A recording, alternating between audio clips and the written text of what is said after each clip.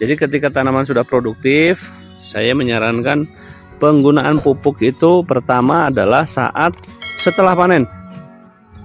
Setelah panen itu masukin berani, banyak, nggak masalah, recovery. Jadi ketika orang habis melahirkan, kita support dengan nutrisi protein yang bagus.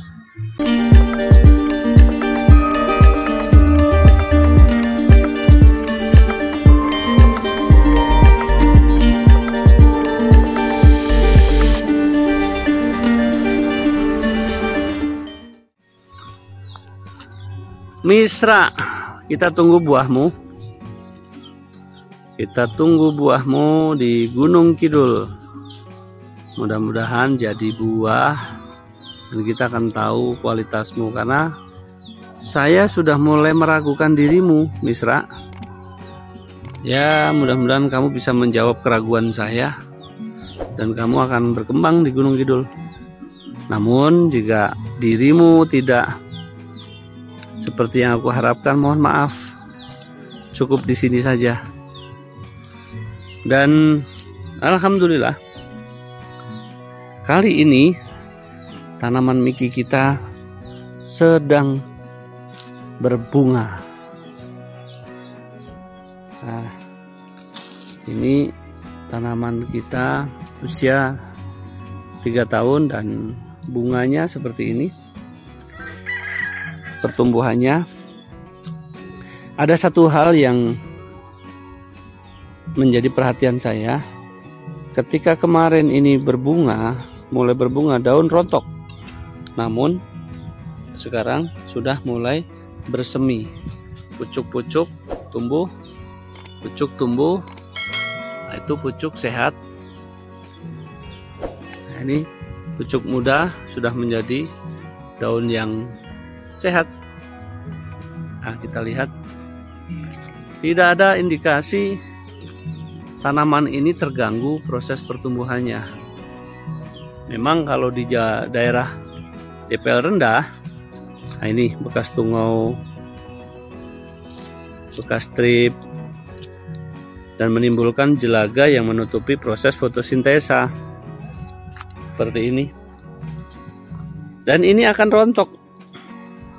Ini akan rontok ini. Nah, ini akan rontok. Ini nanti menguning. Nah, akan jatuh dengan sendirinya.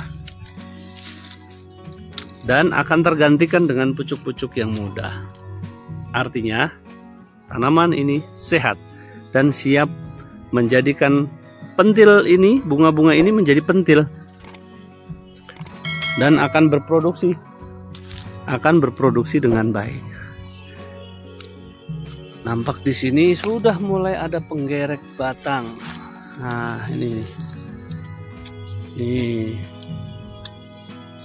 penggerek batang nih. Ini kalau tidak ditanganin segera, maka ini akan menjadi jamur. Ini harus segera ditanganin. Namun secara umum tanaman ini sudah keren, dan kita optimis tahun ini kalau di dataran rendah kisaran 6 bulan lah. Jadi kalau sekarang di September, Oktober, November, Desember, Januari, Februari, Maret, April. Maret, April ini akan siap panen. Nah, ini tanaman usia 3 tahun. Tanaman usia 3 tahun dan pemruningannya hanya kita lakukan pruning di sini dahulu kala, terus di sini sehingga bercabang ke samping, tidak ke atas. Nanti yang ke atas dari cabang sini, ini, ah itu.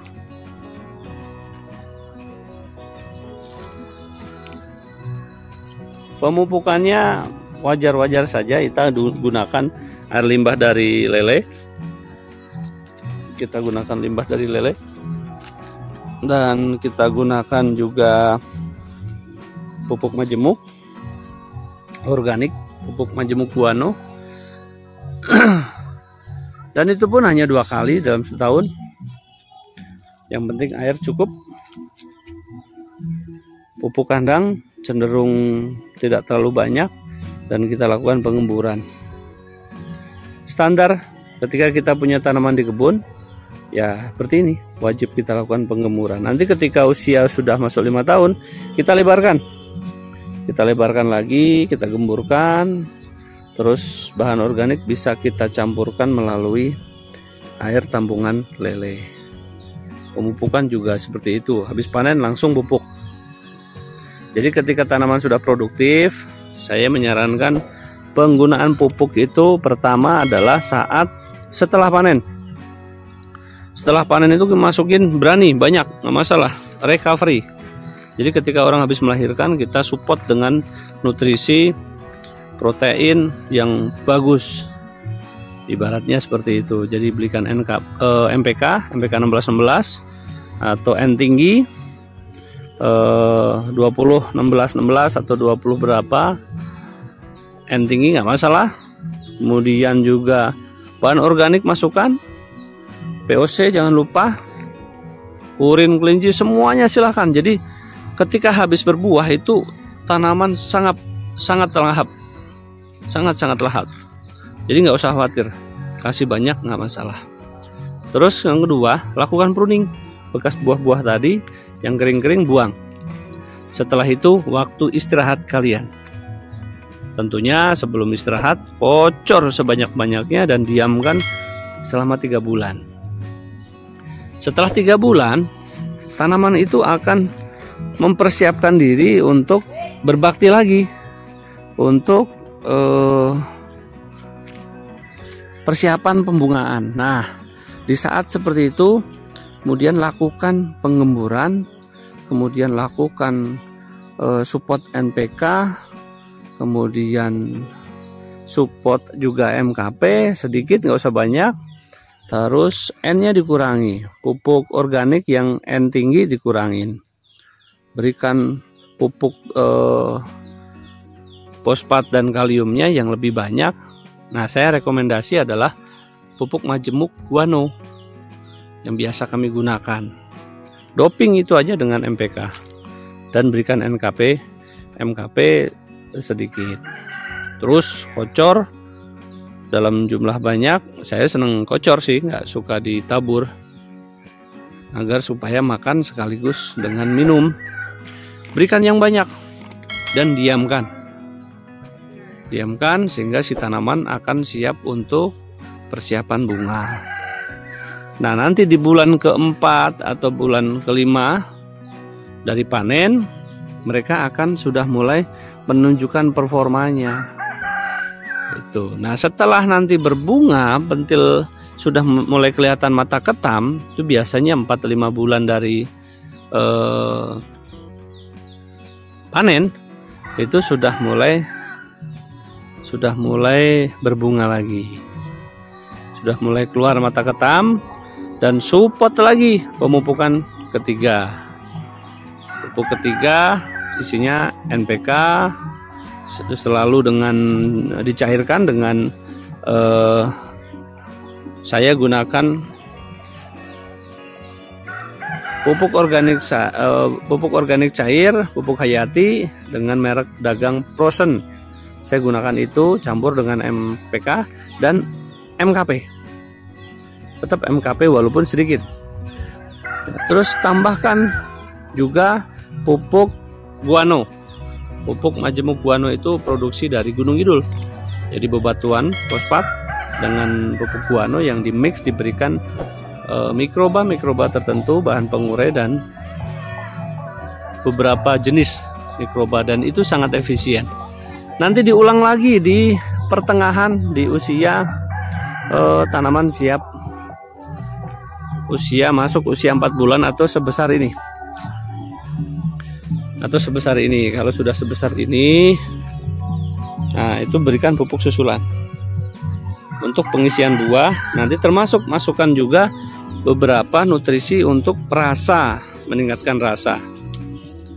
Nah, 4 kali pemupukan di dalam siklus 1 tahun itu bisa kalian lakukan jika pola pemupukan di tempat kalian tidak rutin tiap bulan. Kalau di perkebunan kami rutin tiap bulan. Namun garis besarnya pemupukan pupuk makro maupun mikro yang dalam jumlah cukup, dalam jumlah yang banyak, itu kami lakukan dengan 4 fase tadi. Yang pertama adalah 1 bulan setelah panen. 1 bulan setelah panen, terus yang kedua adalah 3 bulan setelah panen, setelah pemupukan pertama tadi. Terus yang kedua adalah ketika masuk masa ketam. Jadi mata ketam sudah nongol, langsung support. Dan yang terakhir adalah ketika fase buah sudah sebesar ini, atau kira-kira 4 bulan atau 3 bulan dari bunga. Dan setelah itu tunggu sampai panen. Tinggal kita perawatan rutin, penyemprotan, pemupukan sekaligus di daun maupun di perakaran. So, demikian tadi cerita kita tentang bagaimana kami melakukan pemupukan dan perawatan di kebun kami di Gunung Kidul di DPL 200. Salam dari Bang Toib, salam dari Yogyakarta. Assalamualaikum warahmatullahi wabarakatuh.